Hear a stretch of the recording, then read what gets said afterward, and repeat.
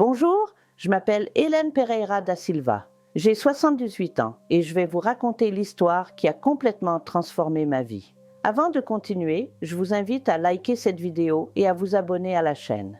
Dites-moi aussi dans les commentaires d'où vous me regardez. J'adore savoir que mon histoire touche des personnes partout. C'était en 1972. J'avais 25 ans et je pensais avoir construit la famille parfaite. Nous vivions dans une petite ville du Minas Gerais, un endroit où tout le monde se connaît. Mon mari, Antoine, travaillait comme comptable dans la seule agence bancaire de la ville. Nous nous sommes mariés très jeunes, moi à 17 ans et lui à 22. À l'époque, c'était comme ça que ça se passait. Une jeune fille bien ne restait jamais seule trop longtemps. Nous avions 2 jeunes enfants, Robert, 6 ans, et Lucie, 4 ans. J'étais ce qu'on appelait une femme au foyer exemplaire. Je me levais très tôt à 5 heures du matin, préparais le café, m'occupais des enfants pour l'école, faisais le ménage, lavais, repassais, cuisinais. Ma vie tournait entièrement autour du bien-être de ma famille. À l'époque, c'était ce qu'on attendait d'une bonne épouse. Je m'en souviens comme si c'était hier. C'était un mercredi de juillet. Il faisait un froid glacial cet hiver-là, en 1972. Antoine était parti travailler comme chaque jour, avec sa mallette en cuir marron que je lui avais offerte pour notre anniversaire de mariage. Il m'a embrassée sur le front, comme il le faisait toujours, en me disant qu'il rentrerait peut-être tard, car il avait beaucoup de travail. Ce n'était pas la première fois qu'il me donnait cette excuse. Ces dernières semaines, c'était devenu fréquent. 3 soirs par semaine, il rentrait après 20 heures, disant qu'il était trop fatigué même pour dîner. Ce jour-là, Robert avait de la fièvre depuis la nuit précédente. Il était déjà plus de 21 heures et la fièvre ne baissait pas. J'ai décidé d'appeler la banque, pensant que peut-être Antoine pourrait s'arrêter à la pharmacie en rentrant. La standardiste de la banque, Madame Caroline, a répondu même si la banque était déjà fermée. Elle avait l'habitude de rester tard pour organiser les appels du lendemain. « Hélène, ma chérie, Antoine est parti d'ici à 18 heures, comme d'habitude. Il n'est pas encore rentré chez vous ?» Ces mots m'ont frappé comme une gifle. Mes mains tremblaient en tenant le téléphone noir à cadran posé sur la petite table du couloir. Je remerciais Madame Caroline. J'ai raccroché le téléphone et me suis assise sur la chaise la plus proche, sentant mes jambes fléchir. Ce n'était pas la première fois que j'avais des doutes. Tous les signes étaient là. Des chemises parfumées différemment, des retards le soir, un désintérêt pour la famille, et il y avait aussi les commentaires subtils des voisines, les regards pleins de pitié à l'église le dimanche. Dans une petite ville, on est toujours la dernière personne à savoir ce que tout le monde dit dans son dos. J'ai couché les enfants et je suis restée attendre dans le salon. Quand Antoine est rentré, il était déjà passé minuit. Il est entré en souriant avec cette odeur de parfum féminin qui n'était pas la mienne. Je l'ai confronté avec ce que j'avais découvert. D'abord, il a nié, puis il s'est mis en colère, m'accusant de manquer de confiance envers lui. Mais quand j'ai mentionné l'appel à la banque, il a changé de tactique. « C'est juste une amitié, Hélène. Tu ne comprendrais pas. Tu es juste une femme au foyer. Tu ne sais pas comment est le monde extérieur. » Cette nuit-là, j'ai pleuré jusqu'à ne plus avoir de larmes. Antoine a dormi sur le canapé et le lendemain, il a fait comme si de rien n'était. Mais quelque chose en moi s'était brisé à jamais. Une semaine plus tard, je balayais le balcon quand Julie, notre voisine, s'est approchée de la porte. Elle a toujours été gentille avec moi, contrairement aux autres femmes du quartier qui ne faisaient qu'évoquer des choses dans mon dos. « Hélène, désolée de me mêler de ce qui ne me regarde pas, mais je n'en peux plus de voir ce qui se passe. Tout le monde en ville sait déjà qu'Antoine sort avec la nouvelle professeure de l'école centrale. La jeune femme vient de la capitale. On raconte même qu'il lui a loué un appartement près de la gare routière. » C'était comme si le sol se dérobait sous mes pieds. Une chose était de soupçonner. Une autre bien différente était d'avoir la confirmation. Et ce n'était pas juste une aventure passagère. Il avait construit une autre maison, une vie parallèle à la nôtre. Cet après-midi-là, j'ai fait quelque chose que je n'avais jamais fait auparavant. J'ai pris le peu d'argent que j'avais économisé, caché. Je gardais toujours quelques pièces de l'argent des courses. J'ai laissé les enfants chez ma mère et j'ai pris le bus jusqu'à la gare routière. Ce n'était pas difficile de trouver ce fameux appartement. Il suffisait de demander au propriétaire d'un petit magasin au coin de la rue. Et là, il était entrant dans l'immeuble avec une jeune femme, belle, vêtue de façon moderne, comme je ne voyais que dans les magazines. Elle devait avoir une vingtaine d'années, les cheveux coupés aux épaules, portant un pantalon. Quelque chose qu'Antoine ne m'avait jamais autorisé à porter, arguant que ce n'étaient pas des vêtements convenables pour une femme respectable. Je ne me suis pas approchée. Je n'ai pas fait de scandale comme beaucoup l'auraient fait. Je suis rentrée chez moi et ai passé toute la nuit à réfléchir à ce que je devais faire de ma vie brisée. À l'époque, une femme séparée était perçue comme un échec.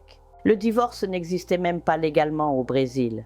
Comment allais-je subvenir aux besoins de mes enfants? Que diraient les gens? Comment supporterais-je les regards à l'église, au marché, dans la rue? Mais quelque chose en moi avait changé. Ces mots, « Tu n'es qu'une femme au foyer », ne sortaient pas de ma tête. C'était cela qu'ils pensaient de moi. C'était ainsi qu'ils me voyaient, comme quelqu'un sans valeur, incapable de comprendre le monde. C'est cette nuit-là, en pleurant seule dans la cuisine, après que tout le monde se soit endormi, que j'ai pris la décision qui allait changer à jamais le cours de mon histoire. Je prouverai à lui, à la ville et surtout à moi-même que j'étais bien plus qu'une simple femme au foyer. Le lendemain, alors que je préparais le petit déjeuner, j'ai regardé Antoine avec un calme que je ne me connaissais pas et j'ai dit « Je sais tout sur la nouvelle prof. Et tu sais quoi? Tu as raison, je ne comprends pas le monde extérieur, mais ça va changer, Antoine, ça va changer. » Il a pâli, mais n'a rien répondu. Il a probablement pensé que ce n'étaient que des paroles vaines d'une femme blessée. Il ne savait pas que ce jour-là marquait le début de ma transformation. Peut-être pensez-vous que je suis allée chercher vengeance contre cette prof ou que j'ai pris mes affaires et quitté mon mari ce jour-là.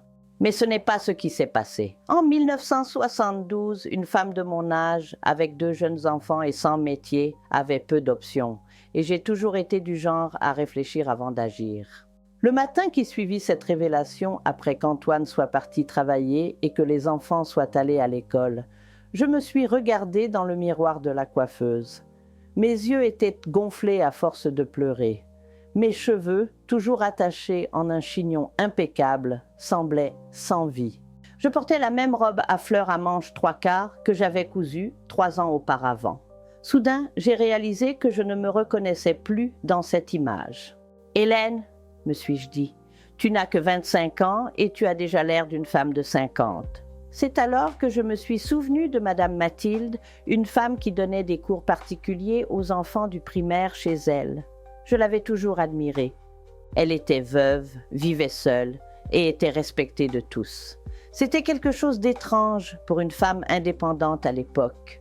Une fois par mois, elle se rendait à la capitale pour suivre des cours et rapportait de nouveaux livres. Ses yeux brillaient quand elle parlait d'éducation.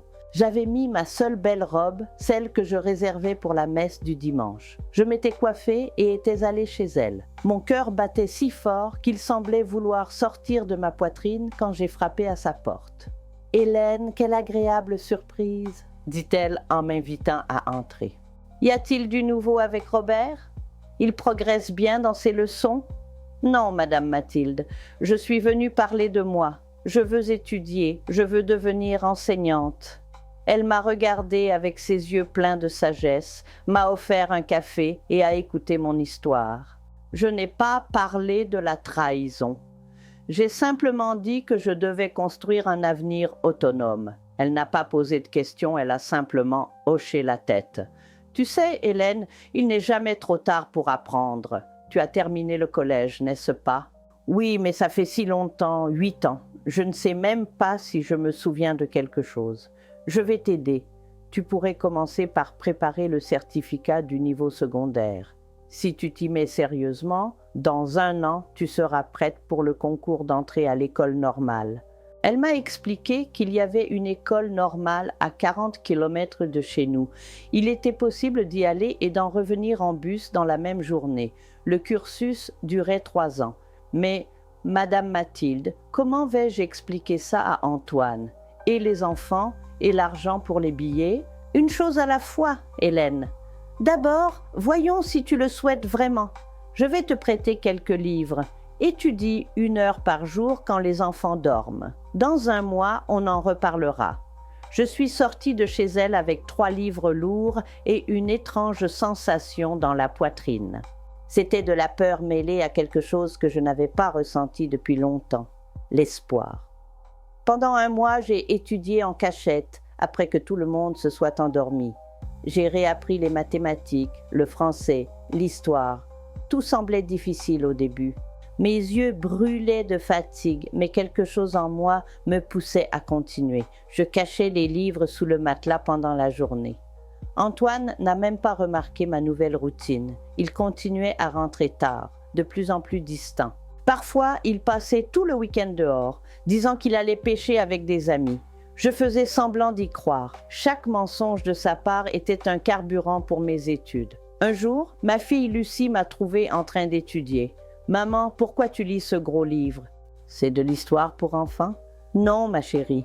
Maman étudie pour devenir professeure comme la tante de ton école. » Ses petits yeux ont brillamment scintillé. « Vraiment? Tu vas enseigner à d'autres enfants? » Si Dieu le veut, un jour, je peux le dire à papa. Mon cœur s'est figé. Pas encore, ma chérie. C'est une surprise, un petit secret entre nous, d'accord? Elle a souri et promis de garder le secret. Cette nuit-là, en la mettant au lit, elle a chuchoté. « Maman, tu vas être la meilleure professeure du monde. » Ces mots m'ont donné la force de continuer. Quand j'ai repris contact avec Madame Mathilde, 1 mois plus tard, elle m'a interrogée avec quelques questions. J'ai été surprise de constater que je me souvenais de plus de choses que je ne l'imaginais. Elle a souri, satisfaite. « Hélène, tu as du potentiel. Je vais t'aider à préparer ton diplôme. Les examens auront lieu dans 7 mois. Et combien devrais-je payer pour les cours? Rien, mais à une condition. Quand tu seras diplômée, tu devras faire la même chose pour une autre femme qui aura besoin d'aide. » Cela m'a profondément touchée. J'ai promis que je respecterais cet engagement. Dans les semaines suivantes, j'ai établi une routine. 3 fois par semaine, je disais à Antoine que j'allais aider à l'église avec le groupe de couture solidaire.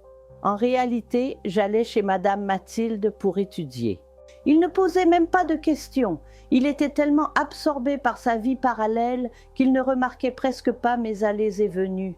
L'argent pour les déplacements et le matériel scolaire à venir, je l'économisais sur l'argent des courses en vendant des gâteaux et des douceurs que je préparais en secret pour quelques voisines de confiance. Je gardais chaque centime dans une boîte de levure vide que je dissimulais dans un carton de lessive. Le temps a passé et, avec lui, ma confiance s'est renforcée. J'ai découvert que les mathématiques m'étaient plutôt faciles, ce qui m'a surprise. Le français était plus ardu, surtout les règles de grammaire, mais je fournissais 2 fois plus d'efforts dans ces matières. Une nuit, 6 mois après avoir commencé à étudier, Antoine est rentré plus tôt et m'a surprise avec les livres sur la table de la cuisine. Je les ai rapidement refermés, mais je n'ai pas eu le temps. « Qu'est-ce que c'est, Hélène? Quels livres sont-ce? » Ce sont des livres que j'utilise pour aider Robert avec ses leçons. J'ai menti, le visage rouge de honte. Il a pris un des livres. Mathématiques avancées pour un garçon de 7 ans. Mon cœur s'est emballé. Il était temps de dire la vérité, ou du moins une partie. J'étudie pour obtenir mon diplôme du lycée, Antoine. Je veux terminer mes études. Il a ri. Un rire moqueur m'a transpercé comme un couteau. Pourquoi faire? Pour être plus cultivé quand je sers le café aux visiteurs. J'ai pris une profonde inspiration. Je voulais obtenir un diplôme pour pouvoir travailler si jamais j'en avais besoin. Son visage a changé. Ce n'était plus du mépris, c'était de la colère. Travailler? Une femme comme moi n'a pas besoin de travailler. C'est ce que dit Mathilde, n'est-ce pas? Cette vieille prétentieuse qui se prend pour une intellectuelle. Ce ne sont pas des paroles qu'on me souffle, c'est ma décision. Il a frappé la table, faisant tomber les livres. « Tu es ma femme. Ta responsabilité, c'est de gérer la maison et les enfants. » J'ai vu une veine pulser sur son front, signe qu'il était vraiment en colère. Autrefois, j'aurais reculé, présenté mes excuses, promis d'abandonner cette idée. Mais quelque chose avait changé en moi pendant ces mois. Je vais continuer mes études, Antoine. Je peux être ta femme et avoir un diplôme. Il a respiré profondément, comme s'il essayait de se maîtriser. Puis son ton a changé, cherchant à paraître raisonnable. « Hélène, tu ne comprends pas comment fonctionne le monde. Personne n'engagera une femme mariée sans expérience. Tu vas perdre ton temps et ton argent pour rien. Si c'est pour rien, alors le temps et l'argent sont à moi pour les dépenser. » Je ne lui avais jamais parlé ainsi. Nous étions tous les deux surpris. Il m'a longuement dévisagé, puis a pris les livres et les a jetés à la poubelle. « Ça s'arrête là. Demain, je vais parler à Mathilde pour qu'elle arrête de te mettre ses idées en tête. » Il est sorti en claquant la porte. Une fois certaine qu'il était parti, j'ai récupéré les livres de la poubelle, les ai nettoyés et mieux cachés.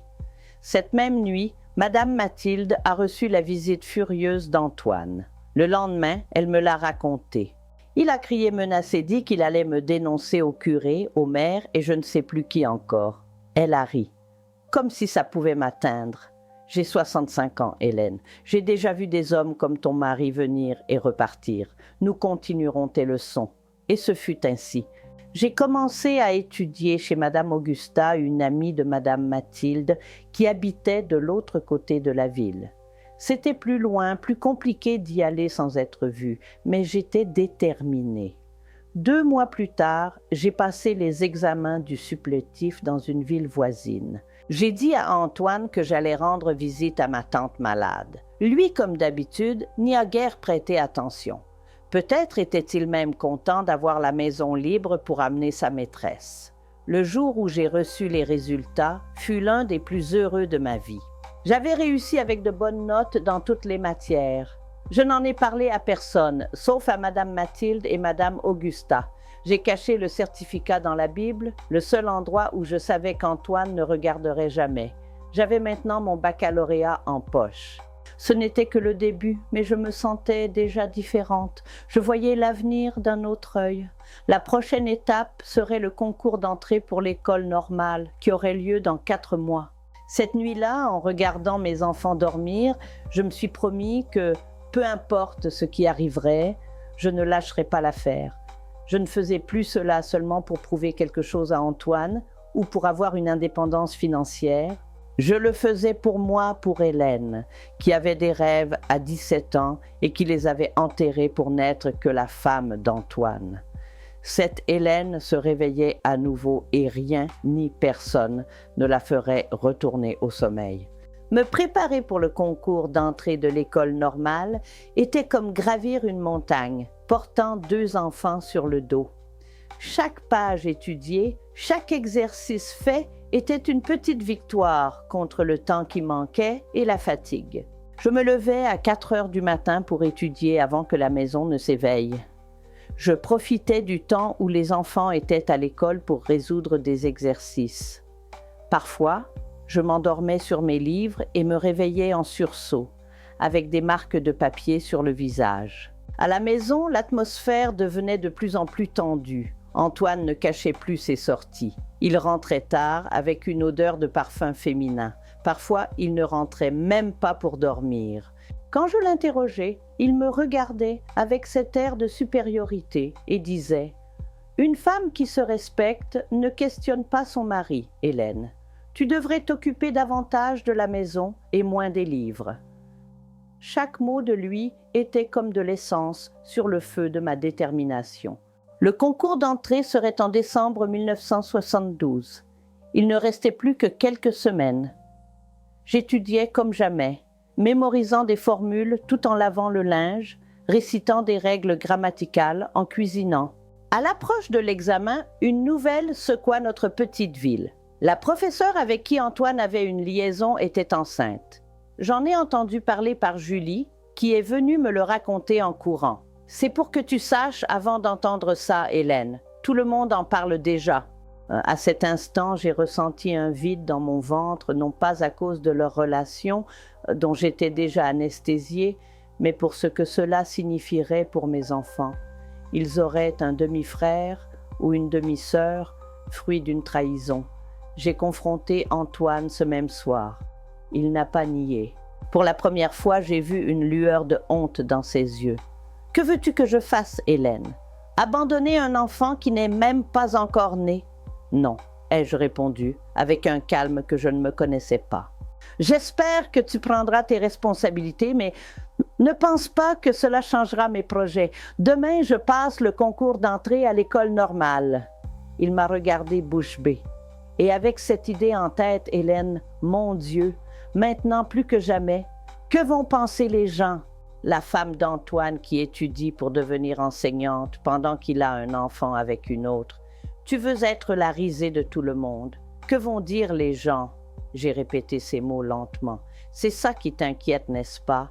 L'apparence, ce que les gens penseront. Pas le fait que tu aies détruit notre famille. Il a haussé les épaules. C'est la vie, Hélène. Un homme est un homme. Ça arrive. Cette phrase, un homme est un homme, n'a cessé de résonner dans ma tête toute la nuit. C'était la justification universelle pour toutes sortes de trahisons, d'abandon et d'irrespect que des femmes comme moi subissaient en silence, comme si c'était une loi de la nature, comme la pluie ou le soleil, quelque chose contre quoi il ne servait à rien de se battre. Le lendemain, j'ai enfilé ma robe bleu marine, la plus formelle que j'avais. J'ai soigneusement arrangé mes cheveux et mis un rouge à lèvres discret. J'ai dit aux voisins que j'allais faire des courses dans la ville voisine pour Noël, mais en réalité, je me rendais au concours d'entrée. J'ai laissé les enfants chez ma mère. Le bâtiment de l'école normale était impressionnant, un ancien manoir avec des escaliers en marbre. Je suis entrée avec les jambes tremblantes, me sentant petite et déplacée. La plupart des autres candidates étaient de jeunes filles célibataires de 18 ou 19 ans. Il n'y avait que 2 autres femmes plus âgées comme moi. Je me suis assise à la place qui m'était attribuée et j'ai attendu. Quand le surveillant a distribué les épreuves, j'ai regardé ce papier en pensant à toutes les nuits d'études, à toutes les humiliations, à toutes les larmes. Je ne pouvais pas laisser passer cette chance. L'examen a duré 4 heures. J'ai répondu à chaque question avec soin, me rappelant les conseils de Madame Mathilde. Ne te précipite pas, lis 2 fois avant de répondre. Quand j'ai rendu ma copie, j'ai ressenti un mélange d'épuisement et de soulagement. Je suis rentrée chez moi, sachant que j'avais fait de mon mieux.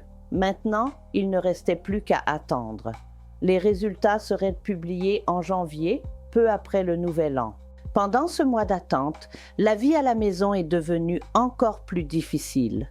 Avec la grossesse de sa maîtresse, Antoine était de plus en plus absent. Quand il rentrait chez lui, il était de mauvaise humeur et distant.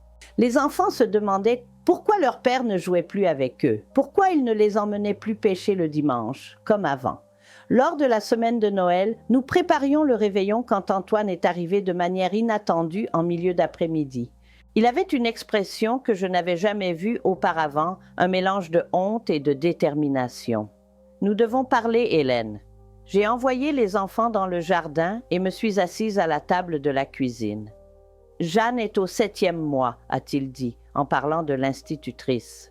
Ce n'est pas juste de faire naître l'enfant sans un père présent. Je pense m'installer chez elle. Même en m'y attendant, la nouvelle est tombée comme un éclair. Supporter la trahison, c'était une chose. L'abandon complet en était une autre.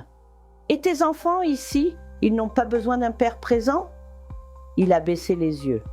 Je vais leur rendre visite les week-ends et j'enverrai de l'argent, bien sûr. De l'argent ? J'ai répété amèrement. C'est comme ça que tu prévois d'être père, en envoyant de l'argent à distance ? C'est le mieux que je puisse faire, Hélène. J'ai senti la colère bouillonner en moi, et moi et tes enfants. Nous n'avons pas eu besoin de toi depuis des années, Antoine. Tu étais là seulement physiquement, jamais spirituellement.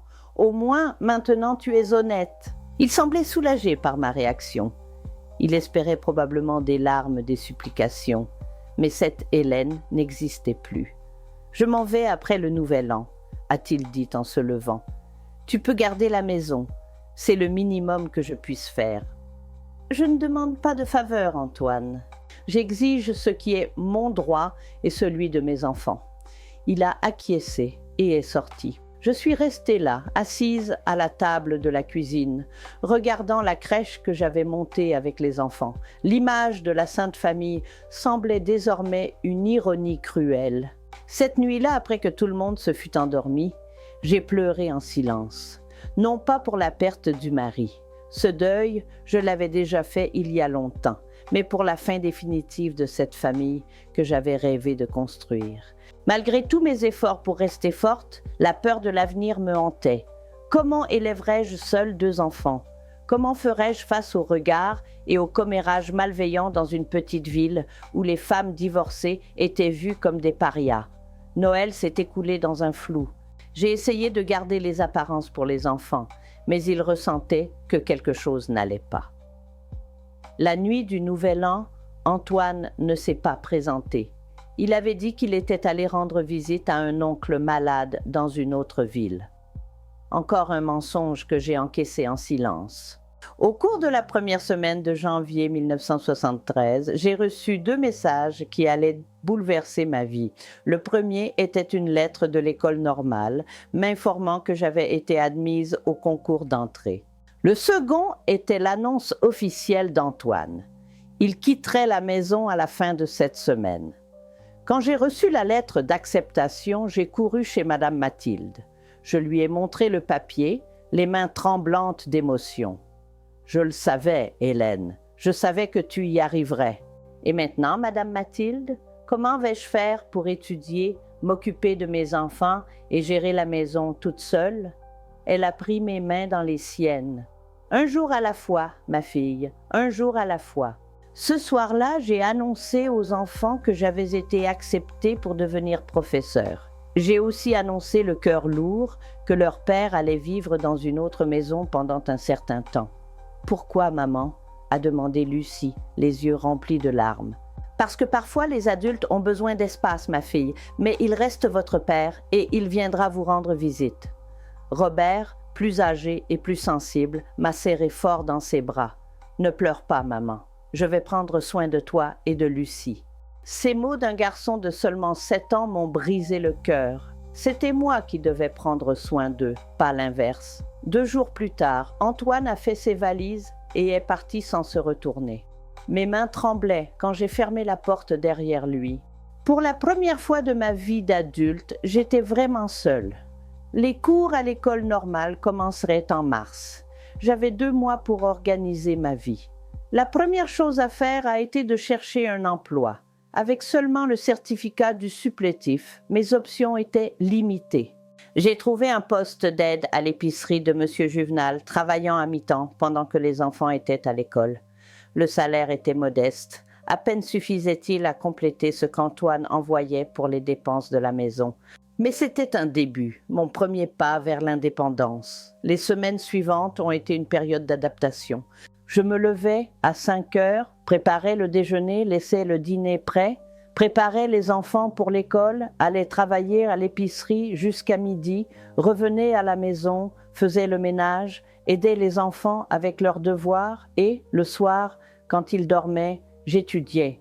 Le week-end, je faisais la lessive, le ménage en profondeur, cousais pour compléter le revenu et, dans les rares moments libres, j'essayais de consacrer un peu d'attention à mes enfants qui ressentaient le manque de leur père.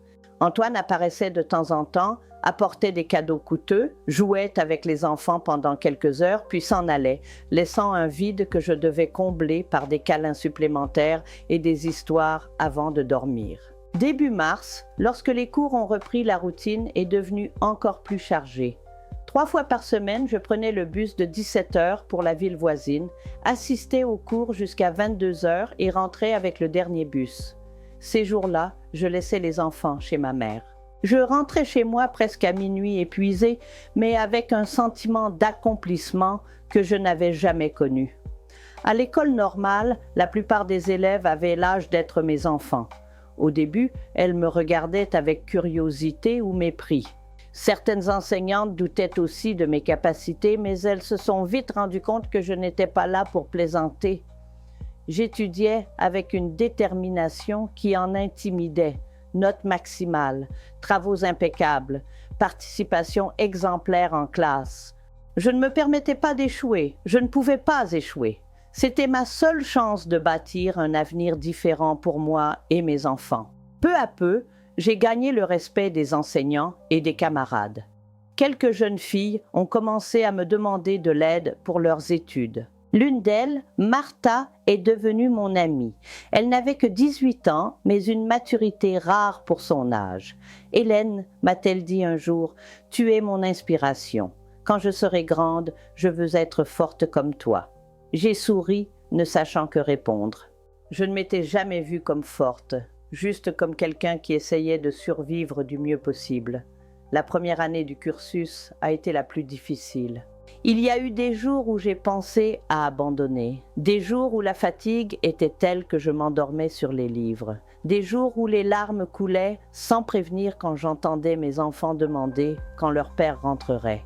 Mais pour chaque moment de faiblesse, il y avait des instants de découverte et de joie, l'émotion de comprendre un nouveau concept, la fierté de recevoir un compliment d'un enseignant, la satisfaction de voir mes connaissances grandir chaque semaine.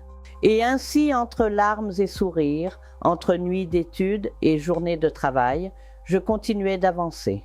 Ce n'était plus simplement par vengeance ou nécessité. C'était pour moi, pour la femme que je découvrais être chaque jour. Une femme qui peu à peu apprenait à tracer son propre chemin dans le monde. La deuxième année de l'école normale est arrivée plus vite que je ne l'avais prévu. C'était en 1974 et, peu à peu, notre routine s'était installée. Robert, qui avait maintenant 8 ans, et Lucie, 6 ans, semblaient s'être habitués à cette nouvelle réalité. Leur père apparaissait de temps à autre, apportait des cadeaux coûteux, passait quelques heures avec eux, puis s'en allait. Au début, cela faisait mal de les voir attendre avec impatience à la fenêtre chaque vendredi, souvent en vain. Mais avec le temps, même cette attente s'est estompée. Mon travail à l'épicerie de M. Juvenal avait évolué. Désormais, je me chargeais de la comptabilité du magasin, ce qui me permettait de gagner un peu plus. Le samedi matin, je donnais des cours particuliers à des enfants en difficulté scolaire, suivant les traces de Madame Mathilde. L'argent était toujours compté, mais nous nous en sortions. À l'école normale, je n'étais plus perçue comme une curiosité. Les élèves plus jeunes venaient me demander des conseils, tant sur les études que sur la vie. Les professeurs me traitaient avec respect. Certains m'encourageaient même à poursuivre mes études après l'obtention de mon diplôme. « Tu as le potentiel pour l'université Hélène », disait la professeure de didactique. Une université, une idée qui semblait encore un rêve trop lointain pour la petite fille pauvre que j'avais été. Mais à présent, après tout ce que j'avais accompli, cela commençait à paraître possible. C'est en mai de cette année-là que l'inattendu s'est produit. J'étais dans la salle de classe, en train de présenter un travail sur les méthodes d'alphabétisation, quand j'ai aperçu un visage familier s'introduire discrètement et s'asseoir au fond de la pièce. Mon cœur s'est emballé. Mes mains ont commencé à trembler. C'était Antoine. Que faisait-il là? Pourquoi était-il venu me chercher à l'école? 1000 questions se bousculaient dans ma tête, mais je suis restée calme et ai terminé ma présentation. Le professeur a complimenté mon travail et mes camarades ont applaudi, mais j'entendais à peine. Mes yeux se tournaient sans cesse vers cette silhouette au fond de la classe. Lorsque le cours s'est terminé, il s'est approché. Il semblait plus âgé. Ses yeux étaient marqués de profondes cernes et ses cheveux commençaient à grisonner. Il portait ce costume gris que j'avais moi-même aidé à choisir des années auparavant. « Tu étais formidable là devant », dit-il avec un sourire timide qui ne ressemblait pas à l'Antoine que je connaissais. « J'ai toujours su que tu étais intelligente. »« Que fais-tu ici, Antoine ?» lui ai-je demandé directement en rangeant mes livres dans mon sac. « J'ai besoin de te parler, c'est important. » J'ai accepté de le rejoindre à la cantine de l'école. Nous étions assis à une table à l'écart, loin des regards curieux de mes collègues. « Comment vont les enfants ?» demanda-t-il après un silence gênant. « Ils vont bien. Robert a gagné le concours de rédaction de l'école. Lucie apprend à jouer de la flûte, des choses que tu saurais si tu venais plus souvent. » Il baissa les yeux. « Je sais, Hélène, j'ai été un père terrible. Que veux-tu, Antoine ?» Je ne pense pas que tu sois venu ici pour parler des enfants. » Il prit une grande inspiration. « Jeanne m'a quitté. J'eus besoin de quelques secondes pour digérer cette nouvelle. Et le bébé? Il est né il y a 2 mois, un garçon, Michel.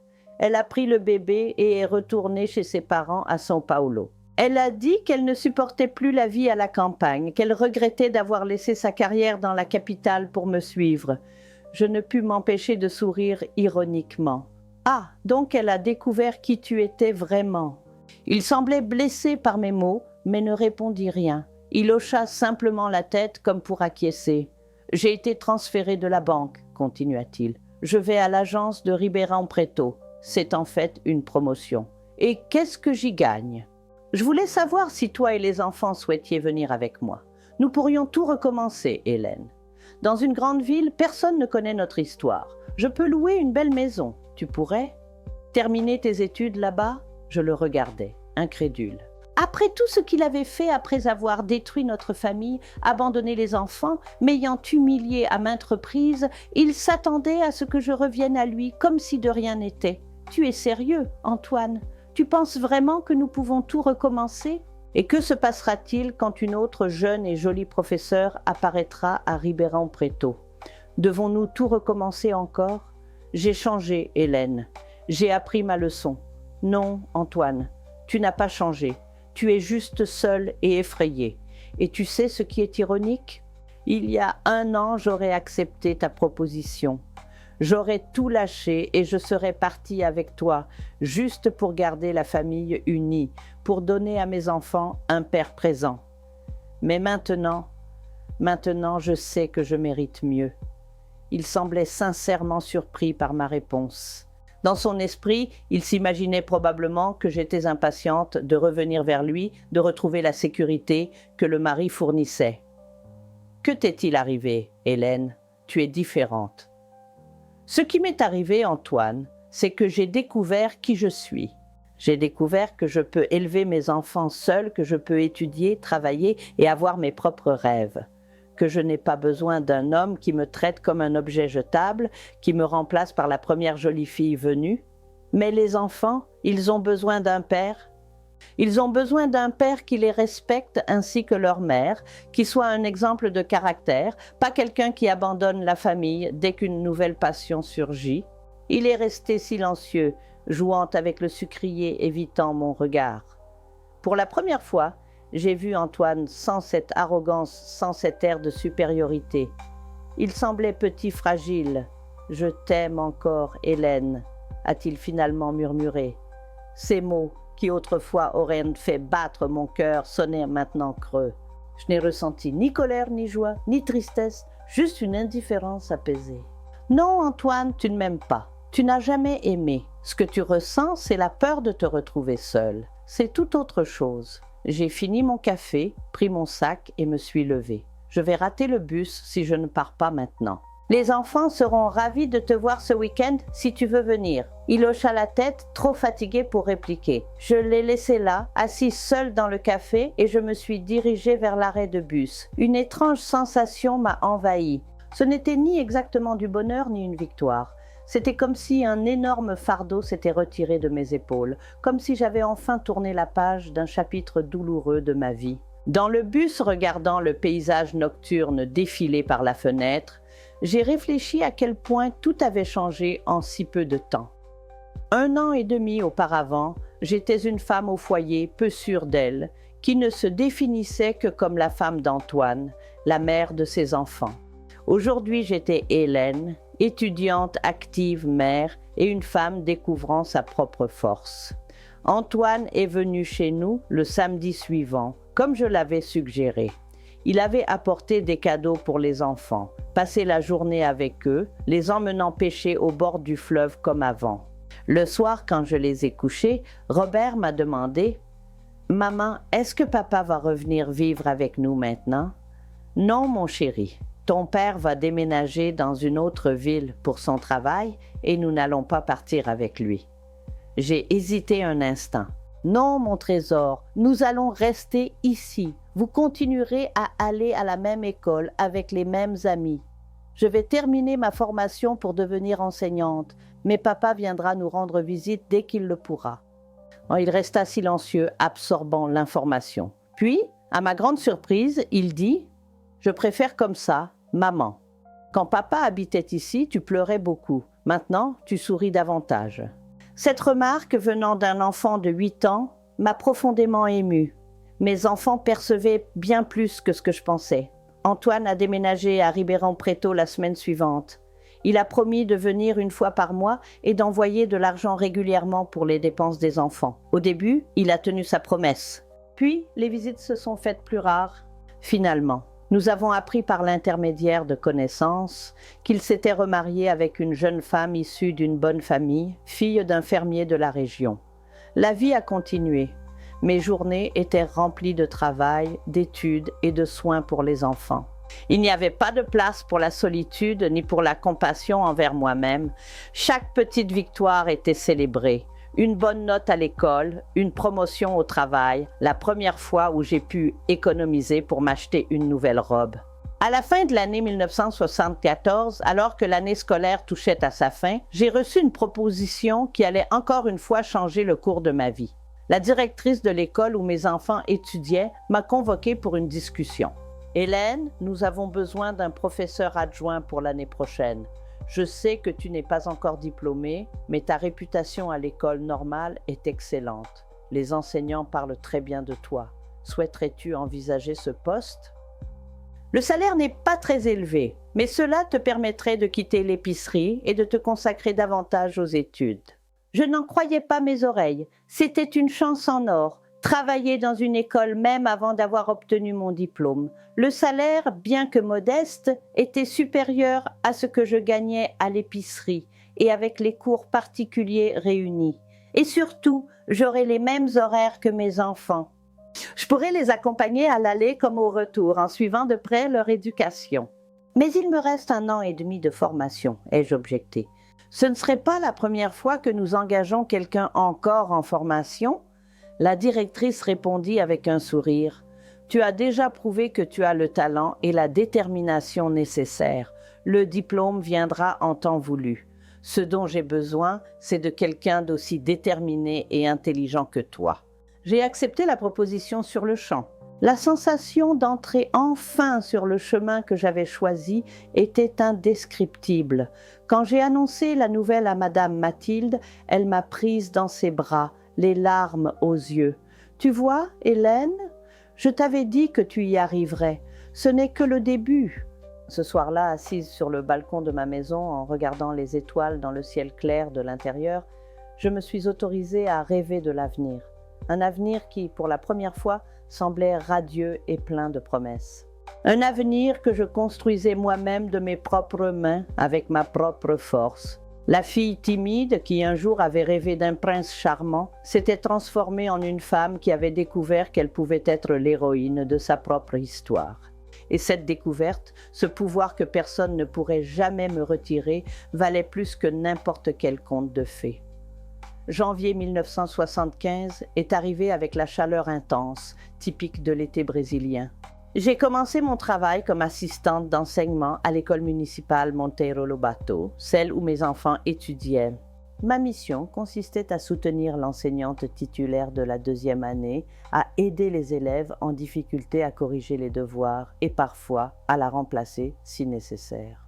Le premier jour, je suis entrée dans la salle de classe en tremblant. 20 pères d'yeux curieux me fixaient. Certains appartenaient aux enfants de personnes qui me connaissaient depuis toujours, comme la femme d'Antoine, qui avait été abandonnée. Me respecteraient-ils? Me verraient-ils comme une enseignante ou simplement comme une femme divorcée essayant de s'en sortir? La professeure Marguerite, une dame d'une 50aine d'années, qui enseignait depuis plus de 20 ans, m'a présentée à la classe. Voici la professeure Hélène. Elle va nous aider cette année et je suis sûre que vous allez l'aimer autant que moi. Ce simple geste de me présenter comme enseignante, avant même que je sois diplômée, a fait battre mon cœur d'émotion. C'était la première fois que quelqu'un me reconnaissait pour ce que je devenais et non pour ce que j'avais laissé derrière moi.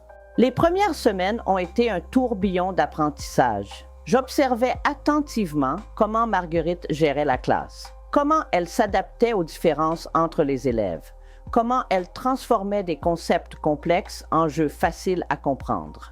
Le soir chez moi, en plus d'étudier pour mes propres cours, je préparais du matériel pour aider les élèves en difficulté. Robert et Lucie avaient l'air fiers de me voir à l'école. « Ma mère est professeure », disait Lucie à ses petites amies, le poitrail gonflé. Cette fierté enfantine valait plus que n'importe quelle reconnaissance professionnelle. À la fin du mois de mars, il s'est passé quelque chose qui m'a mise à l'épreuve comme jamais auparavant. La professeure Marguerite est soudainement tombée malade, une pneumonie sévère qui l'a éloignée de ses cours pendant au moins un mois. La directrice m'a appelée dans son bureau, le visage inquiet. « Hélène, je sais que tu n'as pas encore ton diplôme, mais j'ai besoin que tu prennes complètement la classe pendant que Marguerite se remet. J'ai confiance en ton potentiel. Acceptes-tu ce défi? » Mon premier réflexe a été de dire non. Je ne me sentais pas prête à assumer une telle responsabilité. Et si je me trompais, si les parents se plaignaient, et si les enfants ne me respectaient pas comme ils respectaient Marguerite? Mais ensuite, je me suis souvenue de toutes les fois où j'avais entendu que je n'en serais pas capable. Quand j'ai décidé d'étudier, quand j'ai confronté Antoine, quand je suis entrée à l'école normale. Si j'avais écouté ma peur, je ne serais pas là à cet instant. J'accepte, Madame la directrice. Je ferai de mon mieux. Les premiers jours furent les plus durs. Certains enfants remettaient mon autorité en question. 2 garçons, fils d'agriculteurs du coin, étaient particulièrement provocateurs. L'un d'eux, João Pedro, a même lancé à voix haute « Mon père dit que tu n'es pas une vraie prof. » J'ai pris une profonde inspiration, laissé passer l'insulte et répondu calmement « Ton père a raison, João Pedro. Je n'ai pas encore mon diplôme. Je suis en train de l'obtenir. » Mais sais-tu qui enseignait aussi sans diplôme quand il a commencé? Notre illustre Monteiro Lobato. Il était avocat et est devenu l'un des plus grands éducateurs du Brésil à travers ses livres. Parfois, ce qui fait un professeur, ce n'est pas un papier au mur, mais le désir d'aider les autres à apprendre. La classe est tombée dans un silence recueilli. João Pedro a baissé les yeux, tout gêné. À partir de ce jour, les provocations ont nettement diminué. Je travaillais 2 fois plus préparant les cours, corrigeant les devoirs, étudiant pour mon diplôme, m'occupant de mes enfants et de la maison. Beaucoup de nuits, je n'ai dormi que 4 ou 5 heures, mais chaque petite victoire renouvelait ma force. Un élève qui comprenait enfin une leçon difficile, un sourire d'approbation de la directrice, une lettre affectueuse d'une mère remerciant pour les progrès de son fils. Quand Marguerite est revenue 1 mois et demi plus tard, elle a retrouvé une classe disciplinée et avancée dans le programme. À ma grande surprise, elle a demandé à la directrice de maintenir l'organisation où nous gérions la classe toutes les 2. « Hélène a un don », a-t-elle dit. Ce serait un gâchis de la cantonner à des tâches d'assistance. En juillet de cette année-là, il était temps d'effectuer le stage obligatoire du cursus normal. En principe, il aurait fallu chercher une autre école pour le réaliser, mais la directrice a obtenu une autorisation spéciale pour que je puisse valider mes heures directement sur le lieu où je travaillais déjà. C'était une bénédiction, je n'aurais pas à me déplacer et pourrais mieux gérer les horaires. Le 2e semestre de 1975 a été celui de la consolidation. À l'école, on me considérait déjà comme une professeure à part entière, même si j'étais encore officiellement auxiliaire. Dans le cursus normal, mes professeurs commençaient à évoquer les possibilités après l'obtention du diplôme. « Tu devrais envisager d'aller à l'université, Hélène », insistait la professeure de psychologie de l'éducation. « Avec ton potentiel, tu pourrais accomplir bien plus, intégrer l'université. » L'idée me terrifiait autant qu'elle m'attirait. C'était un rêve presque inaccessible pour une femme séparée, mère de 2 enfants, vivant dans une petite ville de province. Mais si j'étais arrivée jusque-là, en surmontant tous les obstacles, pourquoi ne pas continuer à rêver? En octobre, une nouvelle m'a à nouveau fait changer le cours de mon histoire. L'école municipale Miranda Azevedo, la plus grande de la ville voisine, lançait un concours pour des professeurs titulaires. C'était une institution réputée, avec de meilleurs salaires et de meilleures conditions de travail. L'inscription ne demandait que le certificat de fin de 2e année du cursus normal que je possédais déjà. J'ai hésité à m'inscrire. Cela signifiait faire la navette tous les jours, réorganiser toute notre routine. Et il y avait la peur. Et si je n'étais pas prise? Est-ce que j'étais prête à rivaliser avec des enseignants plus expérimentés, beaucoup diplômés depuis des années? C'est ma fille Lucie, alors âgée de 7 ans, qui m'a donné le coup de pouce dont j'avais besoin. Elle m'a trouvée plongée dans mes pensées devant le formulaire d'inscription assise à la table de la cuisine. « Vas-y maman », a-t-elle simplement dit. « Tu dis toujours qu'il faut essayer, même quand on a peur. » Cette sagesse enfantine m'a profondément touchée. Je disais vraiment cela à mes enfants. Comment pourrais-je leur apprendre le courage si moi-même je reculais devant les défis? Je me suis inscrite au concours. J'ai étudié comme jamais pendant les semaines suivantes, profitant de chaque minute libre. Les épreuves auraient lieu en novembre. Une épreuve écrite de connaissances spécifiques, une autre sur la didactique et un cours pratique devant un jury. Le jour de la première épreuve, je me suis réveillée avant l'aube. J'ai pris le premier bus pour la ville voisine, le ventre noué par le stress. L'endroit était rempli de candidats, la plupart plus jeunes que moi, fraîchement diplômés, débordant d'énergie et de confiance. Je me suis installée à ma place assignée, j'ai pris une grande inspiration et je me suis concentrée sur les questions. À ma grande surprise, l'examen semblait plus facile que je ne l'avais imaginé. Les années d'études intensives, les nuits passées à travailler, les cours pratiques, tout cela m'avait mieux préparé que je ne l'aurais cru. Je suis sortie avec le sentiment d'avoir bien réussi. L'épreuve de didactique, une semaine plus tard, a suivi le même schéma. Les questions sur les méthodes d'enseignement, la psychologie de l'enfant et la planification des cours, des sujets que j'abordais déjà quotidiennement, sont venus naturellement. La pratique quotidienne combinée à l'étude théorique portait ses fruits. La leçon pratique, ultime étape, serait le plus grand défi. J'ai reçu le sujet une semaine à l'avance, l'enseignement des fractions pour le 4e niveau de l'école primaire. J'ai passé des jours à préparer le matériel, à répéter chez moi devant mes enfants et à peaufiner chaque explication. Le jour J, je suis entrée dans la salle où 4 évaluateurs m'attendaient. J'ai préparé mon matériel pédagogique. Des affiches colorées, des blocs de bois que j'avais peints, une boîte de bonbons pour illustrer les divisions, puis j'ai commencé. Les 15 minutes imparties sont passées comme un éclair. Quand j'ai terminé, je suais à grosses gouttes, mais j'étais sûre d'avoir donné le meilleur de moi-même. Les résultats ne seraient communiqués qu'en janvier de l'année suivante. Je suis revenue à ma routine, essayant de ne pas trop y penser. La fin de l'année scolaire approchait. Il y avait beaucoup de travail. À l'école, nous avons organisé une petite fête de Noël. Les enfants ont présenté des pièces de théâtre, chanté des chants de Noël et les parents étaient là, fiers. Parmi eux, à ma grande surprise, se trouvait Antoine. Cela faisait des mois que nous ne l'avions pas vu. Il était plus maigre, les cheveux de plus en plus clairsemés, mais bien habillé, comme toujours.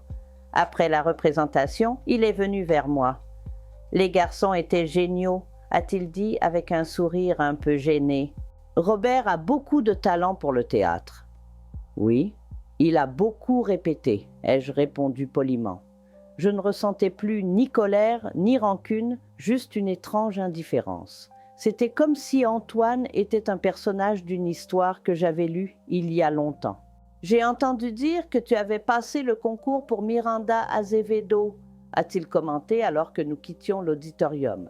« Bonne chance, j'espère que tu y arriveras. » « Merci, » répondis-je, sincèrement surprise par ce commentaire.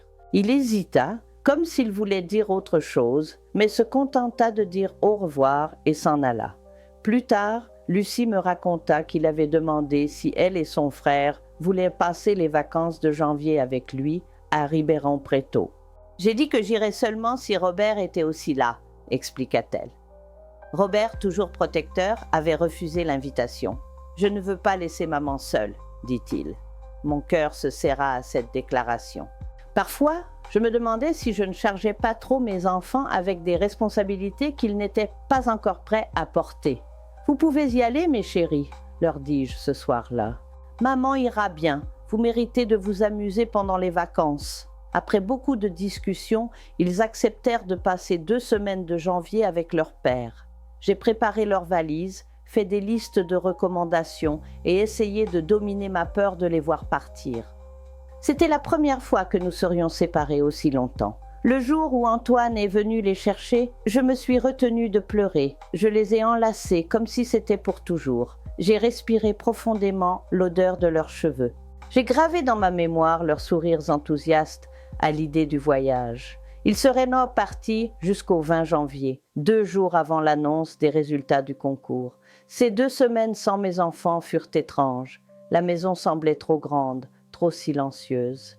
J'en ai profité pour faire un grand ménage, réorganiser les placards et préparer des supports pour l'année scolaire à venir. Mais les nuits étaient solitaires. Je me rendis compte qu'au milieu de toute l'agitation de ces dernières années, je n'avais jamais vraiment pris le temps de faire face à la solitude. Les résultats du concours allaient être publiés le 22 janvier. La veille, j'avais à peine réussi à dormir. Je tournais et retournais dans mon lit, imaginant 1000 scénarios différents. Et si j'avais échoué? Et si je finissais dernière? Comment pourrais-je affronter mes collègues, mes élèves? Le lendemain matin, Robert et Lucie étaient déjà rentrés de leur voyage, remplis d'histoires à raconter sur le temps passé avec leur père. J'ai essayé de me concentrer sur eux, mais mon esprit était préoccupé par les résultats. À midi, je ne pouvais plus tenir. J'ai demandé à la voisine de garder les enfants et j'ai pris le bus pour la ville voisine. L'affiche avec les résultats était accrochée au tableau d'affichage de la mairie. Une petite foule s'était rassemblée devant. Je restais en retrait, effrayé de regarder. Une jeune femme à mes côtés commenta à son amie. « Je suis arrivée 10e. As-tu vu qui a terminé premier? Une certaine Hélène Pereira da Silva, je n'en avais jamais entendu parler. Mon cœur s'est arrêté, première place, je me suis frayé un chemin parmi la foule. Et là, c'était mon nom en haut de la liste. Première place parmi 80 candidats. J'ai dû lire 3 fois pour y croire. Je suis rentrée chez moi en flottant. J'avais hâte de l'annoncer à mes enfants. » Madame Mathilde, la directrice de l'école où je travaillais, était impatiente d'apprendre ma réussite. Cette réussite n'était pas seulement la mienne, c'était aussi celle de tous ceux qui avaient cru en moi alors que même moi, je n'y croyais pas. En descendant du bus, j'ai vu Robert et Lucie qui attendaient à l'arrêt, accompagnés de la voisine. Leurs visages anxieux se sont illuminés lorsque j'ai souri et levé le pouce. Ils ont couru vers moi et m'ont serré dans leurs bras, tous les 3 sautant ensemble sur le trottoir comme des enfants. À cet instant, regardant mes enfants souriants, la rue tranquille où nous vivions et le ciel bleu de la campagne qui témoignait de mon parcours, j'ai su que j'étais arrivée à destination. Ce n'était pas la fin de l'histoire, loin de là. C'était simplement la reconnaissance que le chemin que j'avais choisi était le bon, que toutes les larmes, toutes les nuits sans sommeil, tous les moments de doute et de peur en valaient la peine. La fille timide de 17 ans qui croyait avoir besoin d'un homme pour avoir de la valeur, s'était transformée en une femme forte, indépendante, capable de tracer son propre chemin. Une femme que ses enfants pouvaient admirer, une femme qui pourrait peut-être inspirer d'autres à trouver leur propre force. Et ça, mes chers, ça n'a pas de prix.